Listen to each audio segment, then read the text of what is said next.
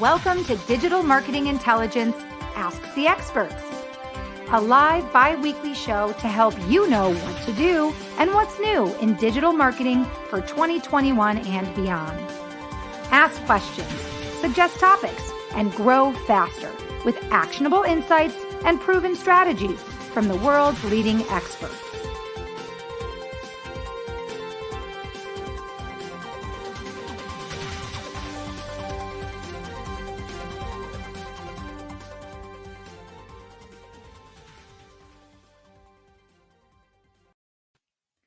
Good morning, everybody, and welcome to Digital Marketing Intelligence for Entrepreneurs. Ask the Experts. I'm Marissa Morgan, your show host, and I'm also the Business Development Manager at Engage. On behalf of myself and the entire team at Engage, I'm excited to welcome you to today's show. Today, we're talking about a topic that is very interesting, especially in this day and age, and especially as we're working through life-changing effects of a pandemic. Today's topic is bots and bodies, right? How to accelerate, growth in 2021, but how that depends on your ability to strike a balance between digital and humanistic strategies, right? This idea that we've got the bots now, the digital, the virtual, but we also have the bodies. We're all humans. We want to connect with each other. Today, we're going to talk about that. And our guest expert has written a lot about it. So I'm very excited to share her with you in just a moment. A quick reminder, after today's live interactive talk, I will also share with you an Engage tip or news of the week. And this week, we're talking a little bit about digital changes on a certain platform in terms of e-commerce. So stick around for that news of the week as well. Now, before I introduce you to today's special guest, I want to share with you just a quick tidbit, really, about what the Engage platform does. Because our platform is unlike any other platform out there because we offer companies tools to grow and scale, tools to optimize your customer experience. And those tools right now are free and they're free forever. So I want to encourage you after today's show to check out ngage.com. That's NGAGGE.com. To go ahead and subscribe to our free platform. Take a look at all of the tools we have. We have tools for a CRM, tools for your agents to be chatting and interacting with your customers. We've got a scheduling tool. We have calendars. We have tools for automation. And all of these tools will ultimately help optimize the customer experience. And we all know that in today's competitive marketplace, optimizing the customer experience is how you stay ahead of your competitors. So check that out. Also, if you're interested in live streaming, we all know right now that creating content is an important part of connecting with prospects and with leads. And I know our guest today will agree. It's a great way to connect. If you're interested in maybe hosting your own live stream or your own podcast or your own weekly show, just like we do, we also have a program to help you get that jump started as well. That's called Engage Live. And you can find out more about that awesome program at ngagelive.com, NGAGGELIVE.com. It's up there on the screen for you to screenshot. But of course, if you're listening on the podcast, I spell everything out for you. So there's no question on how to find Engage. So check us out after today's show. Okay. Without further ado, I'm so excited to introduce you to today's guest. She's a bit of a digital nomad, and she's joining us today live from Scottsdale, Arizona. Please help me welcome Nancy A. Shenker. Now, if you don't know who Nancy A. Shenker is, you need to. She is, as I mentioned, a bit of a digital nomad. She'll work wherever her suitcase is, and she's got a pair of shoes. And today, like I said, she's here live from Scottsdale, Arizona. She is the founder and the CEO of the On Switch, and she has developed and honed her superpowers as a marketing leader through decades of success and innovation. As one of the field's most experienced, pragmatic, and thorough strategists, she considers herself a dual citizen of both, and I really like this, the traditional marketing world and also our ever evolving digital planet. which is why she's the perfect guest for our show today. She's a former C-level marketer for companies, maybe you've heard of them, Citibank, MasterCard, and she started her own business in 2003 to serve as a virtual marketing strategist and full service marketing department for corporations and mid-sized businesses and startups as an extension of her in-house marketing teams. She has created award-winning content and writes for Thrive Global. She also has written for other media outlets and is a member of both the Forbes Agency Council and also Rolling Stone Culture Council. As if this isn't already an amazing resume, she is also the director of content for the Society of Saleswomen and has been published and quoted in the New York Times, Crain's New York, Business Week, Entrepreneur.com, The Ladders, and Inc., and so many other media outlets. The list is pretty much halfway down my computer screen. And one thing that I really love about Nancy, and I think so many people can appreciate, she really loves to mentor young people in their careers. She is the mother of two grown daughters, and she's also the author of, and I love this title, Don't Hook Up with the Dude in the Next Cube, 200 plus career secrets for 20 somethings, and also Embrace the Machine, which is a book about AI and robotics. Now, I seriously, her resume is impressive, but I'm excited because today we're celebrating a special day. We're about a week early, but there's a big birthday coming up for Nancy's company, The On Switch. So we're going to learn more about that in a moment. But in her career with The On Switch, as the CEO, she has helped businesses, both small and large, launch, rebrand, and flourish through a combination of brand development, conventional and digital marketing, relationship cultivation, which we know is very important, and creative breakthrough the clutter ideas. Her four-step process, imagine, focus, buzz, profit, has withstood the test of time, and she has helped hundreds and hundreds of companies launch and regrow. She also holds an AB in English and Psychology from the University of Michigan in Ann Arbor and a graduate diploma in book publishing from New York University. She's also completed Kellogg's Executive Communications program. And today she's all ours for the next 45 minutes as we talk about bots and bodies. Nancy, welcome to our live interactive talk today. And I'm so excited you're here, and just say hello to our audience, and then we'll talk about this special birthday that's coming up.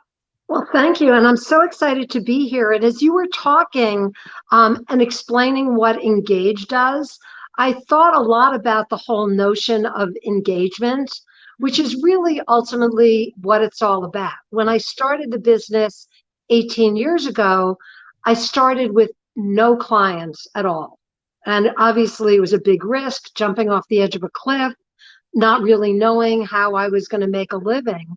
And I started out really just by reaching out to people who I've known over the years, letting them know that I was starting a business, and the business just started flowing in as a result of relationships that I had cultivated, many of which I cultivated in the analog world, because that was the only world that existed as I was building my career. So as we approach our 18th birthday, and we deliberately called it a birthday rather than an anniversary, there's a lot of emphasis these days on companies that are launching, but it's relatively few companies that continue to scale, are truly timeless, withstand the test of time, and evolve no matter what the world and the economy is throwing at them. And obviously, over those 18 years, we've had a ton of experiences. And I've undergone a lot of personal growth and business growth that really enabled us to survive and thrive over almost 2 decades. Having lived through the recession, for example, put me in a much better position to handle the pandemic. And when I started the business in 2003, social media didn't even really exist. It fell into the hands of adults and businesses in 2005. And it was very funny. The other day, I was saying to one of our recent college grad associates, I've been using social media since 2005. And she said, I was only 6 years old then. Oh, So wow.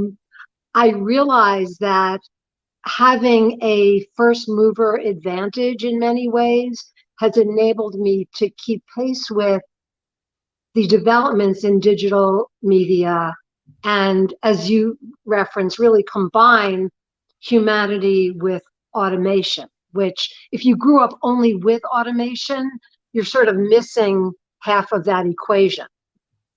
And you know what? I think that that really speaks to something that many of us are experiencing, specifically with age groups that are younger than we are, Nancy, is so many people have grown up in such a digital world that they don't understand the importance of nurturing relationships. They don't understand the importance of the humanistic approach to marketing because they're so used to being behind their screens. They're so used to only texting or only doing things virtually or not having to have a human contact to achieve so much of what they're doing. So I think this is a really important topic right now for the younger generation that is growing up, especially through the pandemic, where things are going very much to one extreme in that regards. But it's also important for those of us who grew up in one era, and you talk to that and have seen so many changes. This is just such an important topic right now. It really doesn't matter what industry you're in or what age you are. Yeah, and I actually have been involved in tech since I was in my 20s.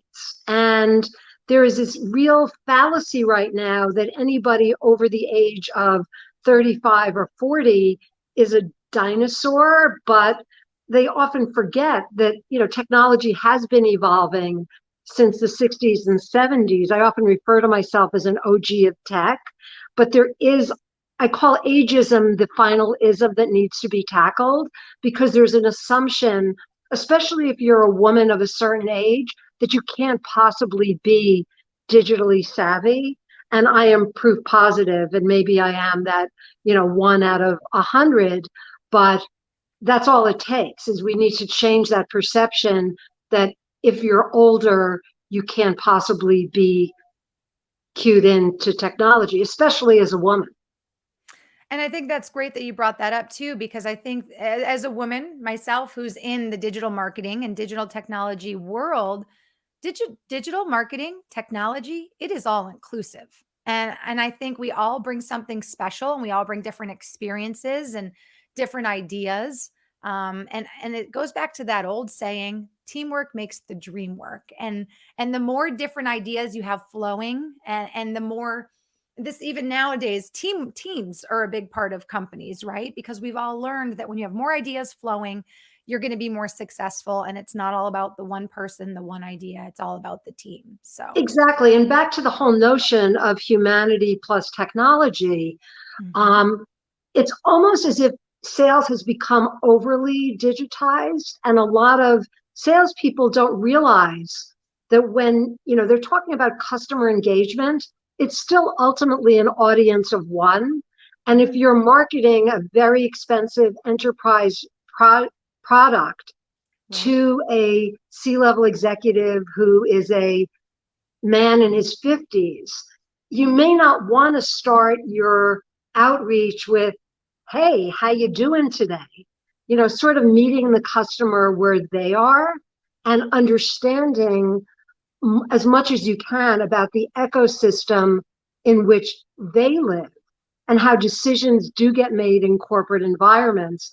And that gives me a distinct advantage, having come from a big brand background. I know what goes on in those conference rooms and in that decision making process, which enables me to combine digital tools with a human understanding of the person who I may be selling or communicating with. Which makes you the perfect guest today to talk about this concept of bots and bodies. Before we dive into really the bulk of our conversation today. I do want to pop up a comment. Daniel is watching and he says, welcome. Daniel, thank you so much for joining us. Hey, This is Daniel. a live, it's an interactive talk. We're on LinkedIn Live right now. If you are just joining us, welcome to the show. Nancy A. Shenker is here. We're going to dive into our live discussion right now about this concept of bots and bodies and really striking the balance between a humanistic approach to marketing and a digital approach to marketing. So if you have any questions for Nancy, please leave those in the comments section and I will get to them as we go throughout the show. Nancy, I'm going to put up on the screen for everybody watching just an outline of what we're going to get into today with our talk. And for those of you listening on the podcast, I'll summarize it so that you can understand the flow of our talk today. So, again, bots and bodies, accelerating growth in 2021 depends on your ability. And we should have added the word successfully to successfully, right? Strike a balance between a digital and humanistic approach to marketing, sales, which Nancy definitely just touched on, and support. So, the first thing that we'll touch on with you, Nancy, is AI and ML. They're right, but soft skills such as listening, writing, speaking, engaging, negotiating, persuading are still critical in taking your business to the next level. So, we'll talk a little bit about the importance of these really connector skills, is what I like to call them. So, we'll talk about that first. Then, we'll talk a little bit, Nancy, about your thoughts on how basically everybody's looking for this competitive advantage and how many people are using automation to do things. And we'll talk a little bit about your spin on automation, when to use automation. I know you may have some examples of when it works, maybe when it doesn't work, or how you can use automation to get ahead and to get that competitive advantage. And then the last thing we'll talk about are some suggestions, right? So obviously, the pandemic is making us, in essence, in quotation marks, we say less human by limiting our face to face interactions. But Nancy will share with us some things we can do to really almost counteract that, right? Or to take these changes and make them work for us in a way that maintains the humanistic approach. So that's really what we're going to talk about. I can't believe we're going to talk about all of that in such a short amount of time, Nancy, but we're going to try.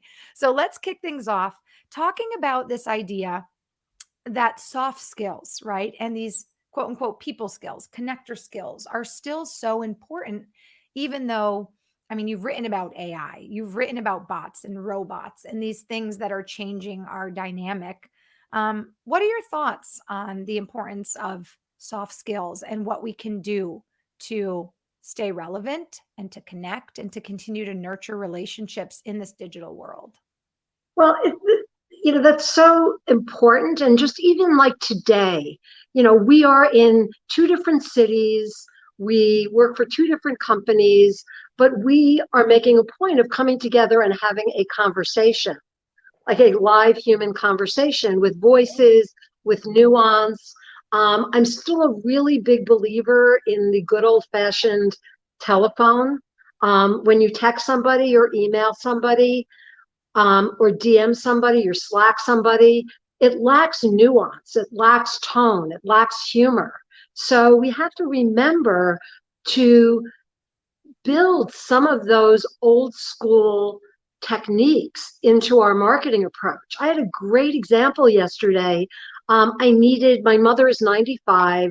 She has what's called a jitterbug flip phone, which is her version of a cell phone. And I needed to access her voicemail. And I was thrilled when I called the phone number for Great Call. I actually got a live human being on the phone.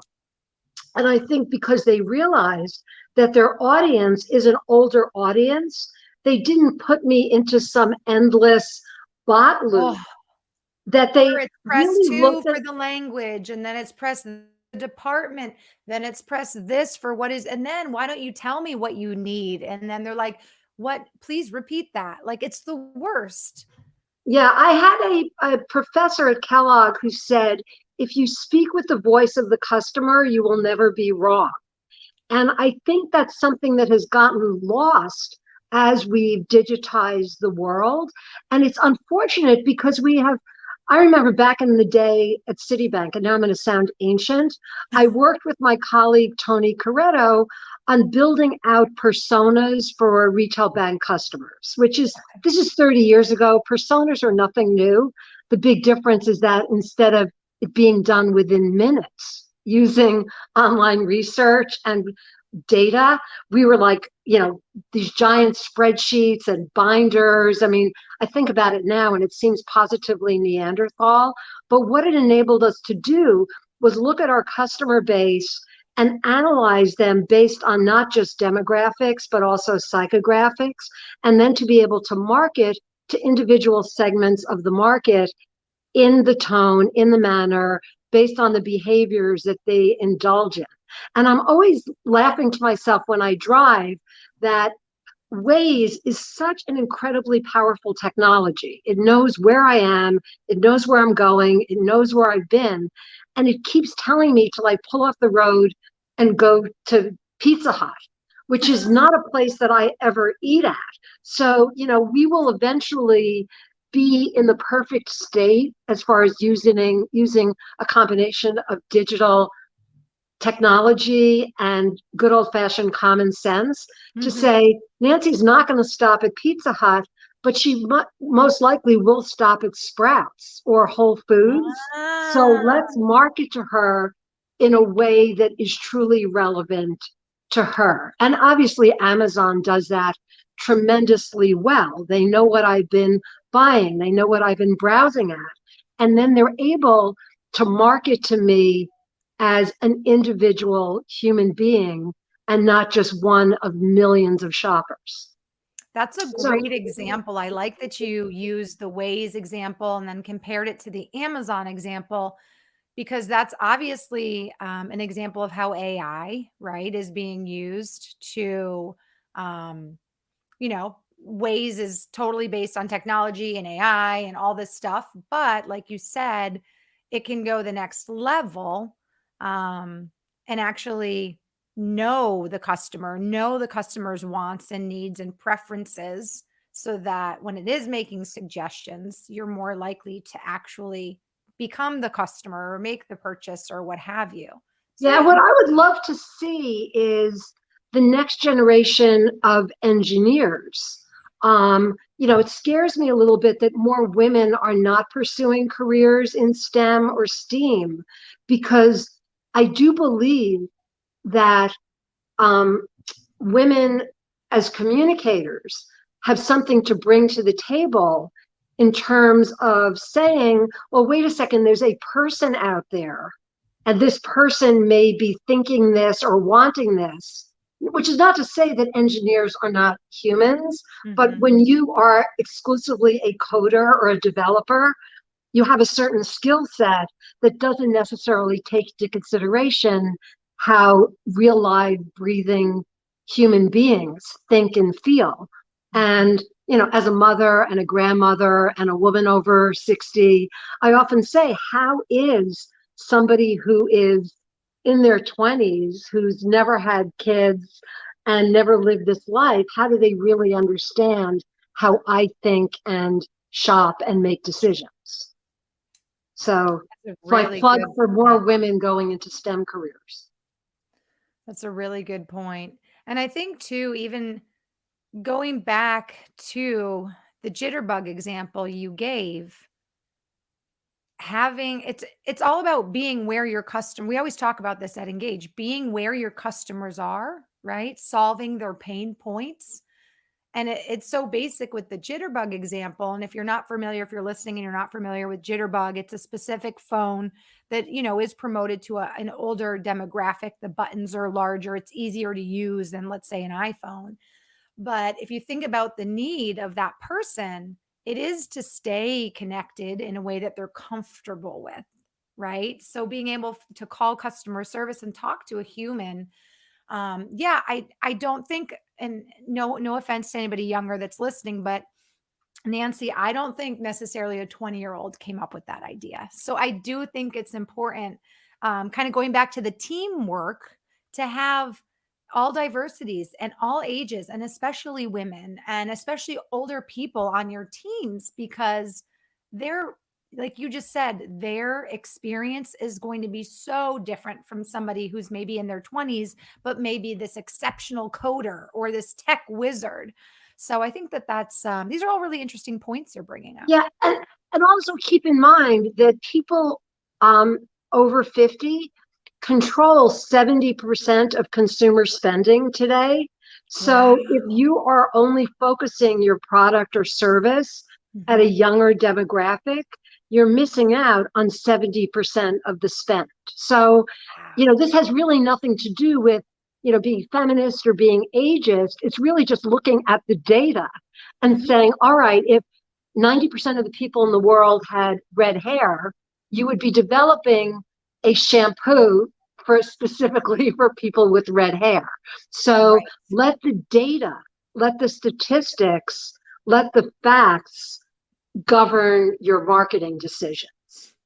Important point you're bringing up too is it is very important in any sort of marketing strategy to include research as a big part, right, of your just of your strategy in general. We talk about that all the time. It's a shame when people get excited about an idea and they spend all this money to formulate it and put it out there, and then they go back and go, "Oh wow, if I just done the research first, right, I would have realized that maybe my idea And wasn't what's on point." What's very scary is two-thirds of companies canceled or postponed their market research last year as a result of the pandemic. Oh wow. My company is currently doing the marketing for an event called Timmer, the market research event.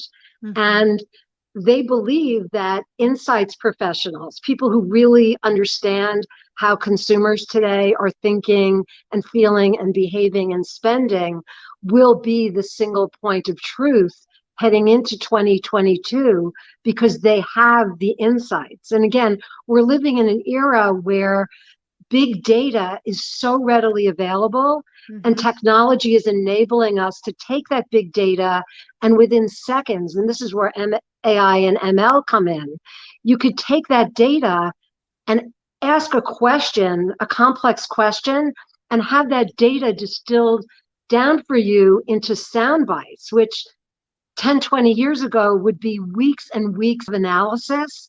We have all this at our disposal now, and now we need to start using it to do better marketing and serve consumer needs at a higher, deeper, better level than we have been.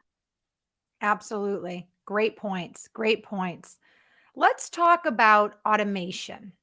Obviously, the digital transformation is now a necessity rather than a competitive advantage. People have to shift, they have to pivot, they have to accept the changes that are happening in the digital world in order to stay relevant. But our thought is before you adopt new technology, and I know you'll agree with me, Nancy, you need to ask yourself, will this save me time and or money? Will this be something that my company and my teammates will be able to use and comprehend? Um, will this change my life in some way or allow me to become more efficient? What are your thoughts on being successful at adopting automation Yeah, and I mean, using? those are, all great questions. And it's kind of how I live my life. Like, that is my mantra. So, as a content strategist and writer, I grew up in an era where I would write something, somebody would attack it with a red pen, I would miss typos, I would make grammatical mistakes. A great example is now Grammarly, which I have plugged in on my laptop, on my desktop, on my phone, and it critiques my writing real time as I'm doing it, and it has made me a better writer. And then it's very Pavlovian. I get a report every week that assesses my tone of writing, so I know if I'm being friendly or informative or if I'm in a crabby mood and I'm being dictatorial and cold. So that's a great example of where technology is humanizing me. I Wow. almost went to art school because I'm a graphic thinker, but I have no real artistic skill for hand drawing. But when Canva came along and Mhm. Constant Contact, and I realized that I was able to create amazing things without any artistic talent. I call it the color forms or the tinker toys of our generation. I had the imagination and I combined it with the automation to be able to make something great. I happen to have 5 Amazon Echo devices in my apartment and my car. And so I find that when I'm driving, if I forgot something on my shopping list, I just tell Alexa to add it to the list, or something on my to-do list. We use Monday.com in my company to make sure that projects stay on track. We use Google Docs as a collaborative tool. Mm-hmm. So I look at every piece of automation. Oh, one of my other favorite pieces, although I don't use it in my business because I don't really have a need for it, is conversational intelligence like Gong, which basically records sales conversations and then gives you what I call an immediate EKG, where you could see where you might have lost the customer along the way. So there are Wow. Wait, what is that one called? Gong? Gong, Gong, Oh, Gong.io. There's also a company called Sendoso, which just got a huge round of funding, Series C funding, which is automated gift giving. So wow. these are examples of technologies that exist to make humans better, faster, more efficient versions of themselves. So it really begins by saying, what is it that I need to do in my work life and my personal life? Mm-hmm. And what kind of technology exists today that will accelerate that process? You I know, love the way you put that question together. What do I need to do to be better? Wait, what did you say? What do I need to do to be better? Basically, better in my workplace, for my better, company, for my faster, faster. smarter. You And know, then, as a business owner, and this ties in with our 18th birthday, one of my Achilles heels is, as a creative, I really, really despise looking at Excel spreadsheets or balance sheets, and I have to force myself to do it, but it's a critical part of running a business. You look at something like QuickBooks, that I wouldn't say it makes it fun, but it makes it really simple for me to like call up from my phone, from my laptop, to see how is my business performing this month? What does my P&L look like? Who owes me money? So Mhm. those are all like examples of what is the purpose of the technology. It's not technology for technology's sake. And there certainly are a lot of really cool technologies out there, but you need to separate those shiny objects from things that are really, that have utility or make you a better version of yourself.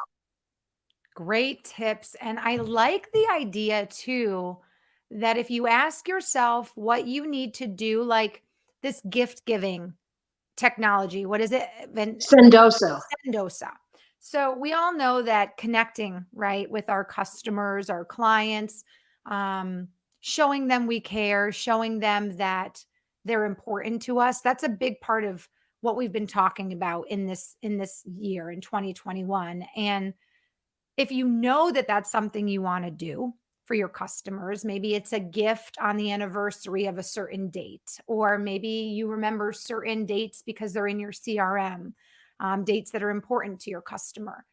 If you have technology to help you do what you want to do, it's a double win, in my opinion, because not Exactly. only, And like something like Gong, and I don't know what Mhm. they have planned for the future, but how wonderful would it be if we could Gong our interview after the fact and get that report within 3 minutes after we hang up, you know, from the interview, and say, oh, gee, I used this word 50 times. I either used it because it's a great word or because Yeah, I need to be more creative and come up with better language. I often joke around that I would like to gong my dates to find out where they may have gone amiss. But yeah. that's a great example of a technology that at the end of the day can make somebody a better salesperson. It takes the subjectivity out of the conversation. Whereas in the past, your sales leader might be saying to you, oh, I think you need to be more assertive. Hmm. Whereas if you're using technology for the assessment, then it's not a matter of personal opinion, it's quantifiable fact. That Right. said, and again, I used Grammarly as an example.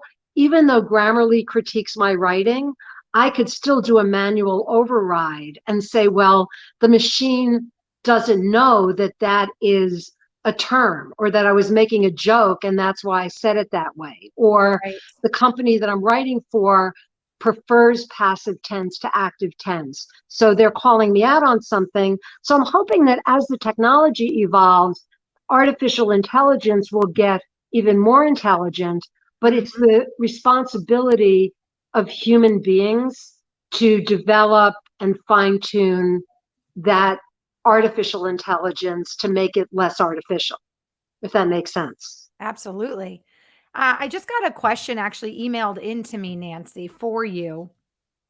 It's from Elizabeth, and she's asking, she heard you at the beginning of the show mentioning that the phone, it like shouldn't be underrated and we should consider going back to the phone. So she said, "What do you have any tips or suggestions when the only option you have is an email, through LinkedIn or perhaps a message?" Because she said, "I'm so used to these auto-generated emails from companies I know right away. They're just trying to sell me something. And I want to make sure I don't come across that way when I message people to connect, right? Or to network." So she's just asking if you have any suggestions, if Yeah, maybe that's you a have. great question, Elizabeth. And, as somebody who has worked in PR and pitched journalists, this is a skill that I always tell people when they're pitching the media. And I also, because I write and I get pitched all the time, before you send somebody a note, Hmm. do a little bit of what I call friendly stalking.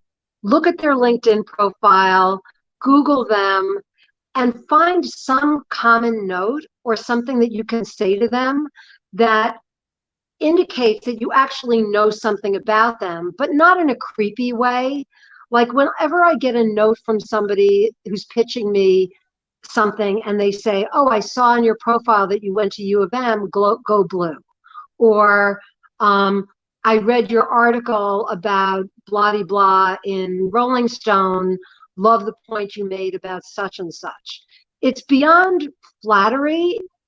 It's letting that person know that you care enough to research at least a little something about them, and that automatically humanizes and personalizes your interaction.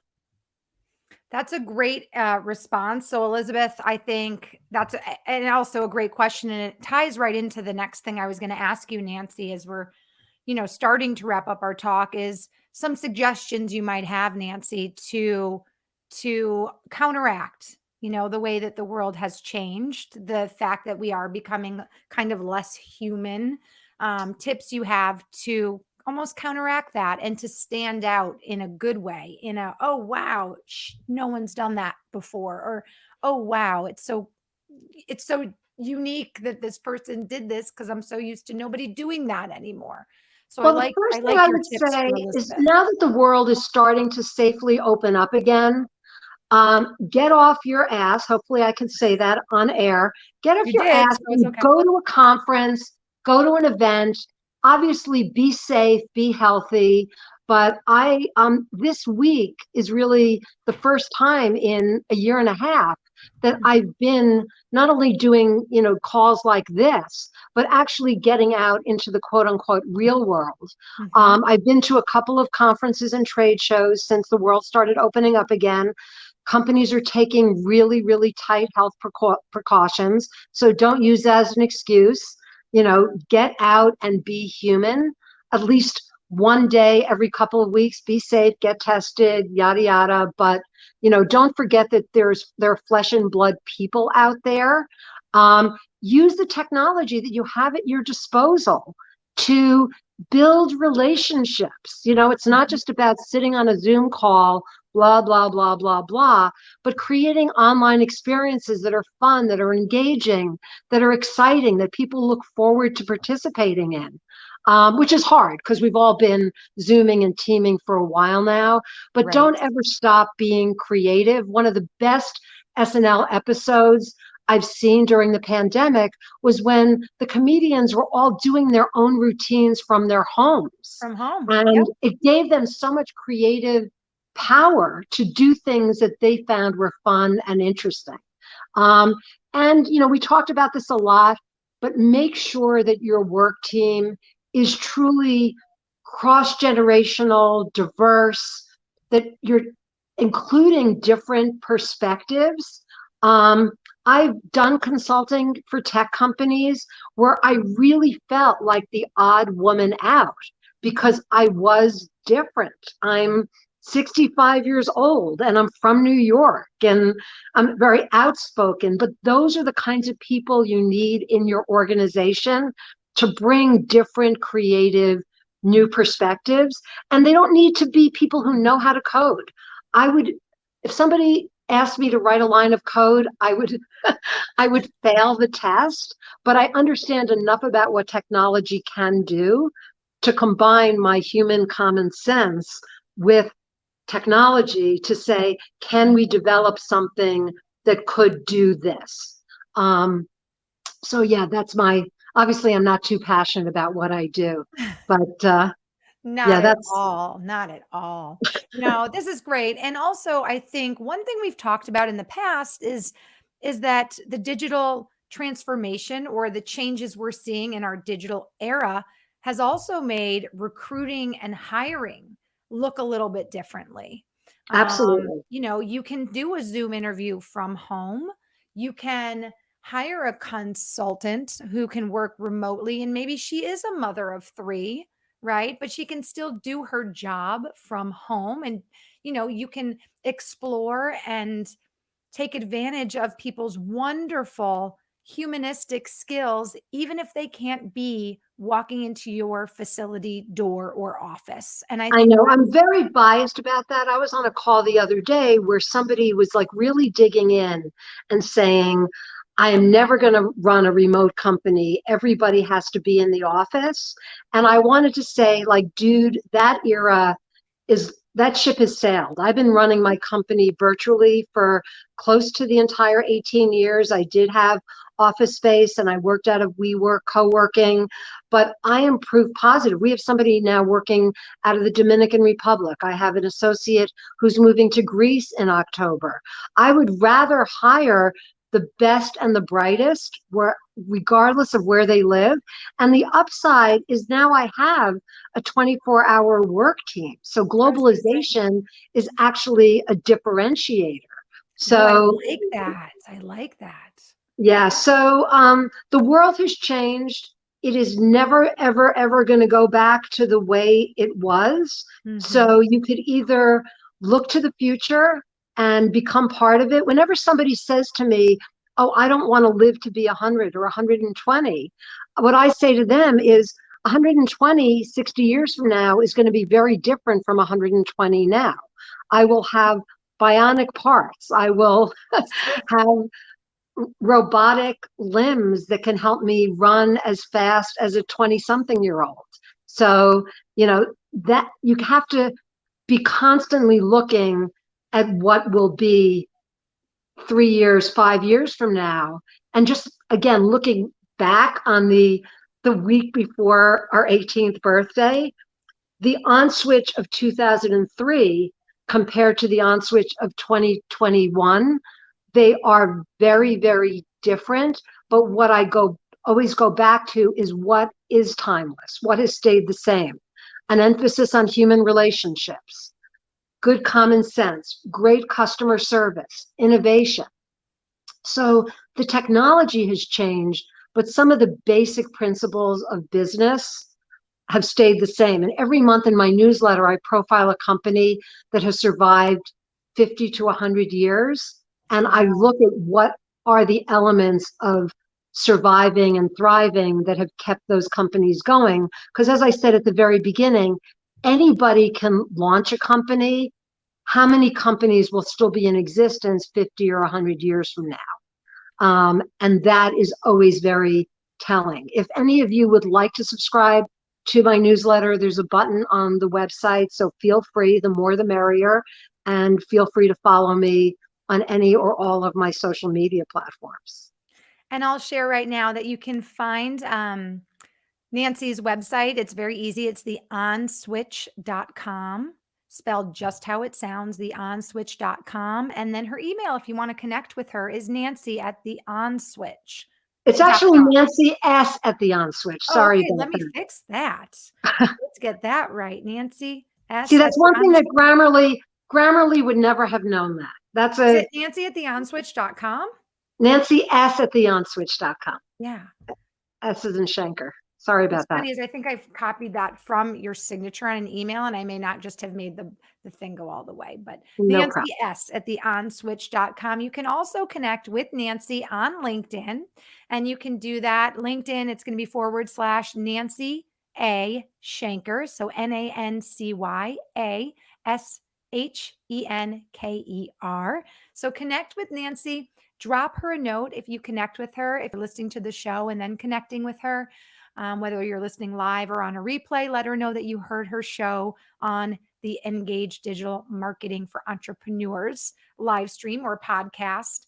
One thing that, you mentioned something and now I just lost my train of thought. It's the fact that you are about to celebrate an 18th birthday, and it's along the lines of you talking about companies that are now, 50 years, right? They didn't just launch and then survive, but they're doing really amazing at 50 years. So I just wanted to congratulate you on your upcoming 18th birthday. You're now Thank officially you. an adult, right? Exactly. Exactly. Hey, I do have one quick question that we'll get to before we log off. It is from Daniel. He says, any thoughts on blockchain technology and any interesting companies using it, specifically startups? Um, That's a little bit out of my realm. I have stayed tangentially involved in what's going on with digital currency. Mhm. Um, it's interesting. I think it's one of those categories that was very hot and now it's very quiet. But then I think it's going to reemerge. When I worked at MasterCard 20 years ago, we were talking about digital money, and everybody was like, woo woo, that's like science fiction. That's never going to happen. At Right. Citibank, they were like, we can never be able to digitize checks. We always have to return paper checks. So I think blockchain and crypto, I think, is one of those things that I, would keep an eye on, but it's probably, maybe 5 or 10 years away from the maturity level. And at some point, alternative currency will be a thing, and we'll be looking back.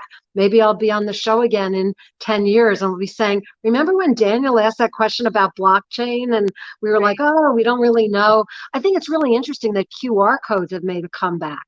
They launched and then they were dead and now they're They're back. back. So They're that's back. again one of the advantages and curses of being as old as I am. I see stuff launch and then lie dormant for a while and then it comes back again. I'm like, damn, I should have like invested in that back then. Back then, I know. I'd have to agree with you on QR codes. When people started mentioning it earlier this year, I said, wait, those black and white weird little things that I was annoyed with back then that I never used are back. I'm like, I have to jump on the thing. Hey, Yeah. Daniel, great question. And thank you for joining us for our live show. I always love when our audience drops us questions and comments. Elizabeth, thanks for emailing me your question for Nancy. And Daniel, thanks again. You guys connect with Nancy on LinkedIn. Let her know you saw her or heard her on the Engage Digital Marketing for Entrepreneurs live stream or podcast. And Nancy, again, congratulations on 18 years with the On Switch. You've done a lot in your time, your decades, I should say, in digital marketing and marketing. And I think that one of the reasons that your company has been so successful is because of all of your unique experience and all of the experiences you can bring to your role and your perspective on the world as it stands. I think those Well, are thank all you so wonderful. much. Thank Yeah, it's you. been so wonderful to have you on today's show. I'm going to go ahead and bid you adieu, Nancy. I hope you have a wonderful rest of your week and a wonderful weekend. And I'm going to Thank dive you. into You as our well. Thank you so much. I'm going to dive into our Engage News of the Week. Again, you guys, make sure you go to LinkedIn, follow Nancy A. Shenker, and also on the onswitch.com, we'll have a place where you can go ahead, click a button, and get her blog, which I think would be an exceptional choice to just be in the know. And Nancy, just real quick again, what is the title of your blog?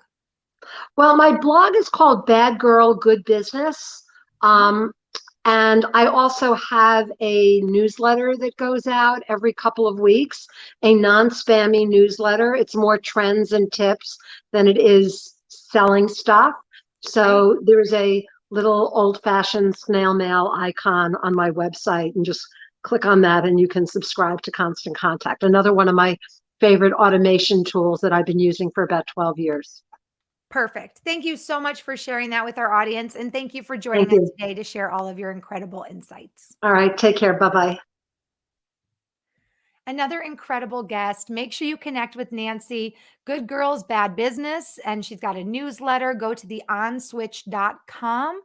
And also, if you connect with her this week or next week, we are right now mid September, give her a congratulations on celebrating 18 years at the On Switch as CEO and founder. Okay, I've just got a quick minute. I want to share our Engage news of the week for this week. This week's Engage news of the week: TikTok has been testing a boost like promote option with selected profiles for a couple of months, and now it's available for all users. The ad feature is similar to the Facebook's boost button, and it allows brands to quickly and easily put amplify on their posts and basically turn them into living ads. With promote on TikTok, you can turn any organic TikTok video into an ad directly within the app. You can start reaching new audiences, build a following, and drive traffic to your business website or, of course, your own personal TikTok account. So check that out. And if you're just joining us, maybe you missed the show, you're just joining in, or you have colleagues that would benefit from all of Nancy A. Shenker's insights, make sure you check out our Engage LinkedIn page. We always replay our shows there. So it's a great place for you to check out the replays of our show at Engage on LinkedIn. And Engage always, NGA double GE, NGAGGE. And our logo is actually a rainbow colored cog, if that's helpful. Also, you can find out more about our platform itself at engage.com. So check us out there. That's where you can sign up to be a subscriber, take advantage of all of our free forever tools. And if you happen to have a topic suggestion for one of our shows, maybe you have a guest referral, or maybe you just want to get in contact with a guest from our show and you're not sure how, please feel free to reach out to me. My email is marissa.m@engage.com. And you can find me on LinkedIn as well. I am / the Marissa Morgan. So please feel free to connect with me there. Okay. Thank you so much for watching. Again, make sure you connect with our guest on LinkedIn and give her a big thank you for joining us on our show.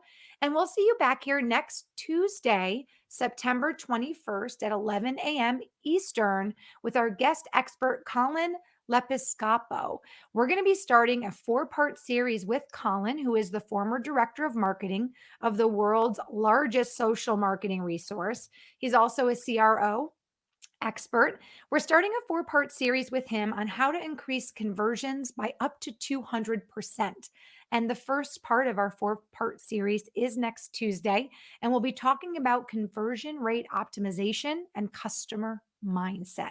So be sure to follow us on LinkedIn at Engage to find out more about our upcoming show guests and our upcoming show dates. And I'll see you back here next Tuesday, September 21st. And we'll talk about customer rate. I'm like literally tongue tied right now. We'll talk about conversion rate optimization and, of course, customer mindset. On behalf of myself and the entire team at Engage, I want to thank you for joining us. We'll see you next week.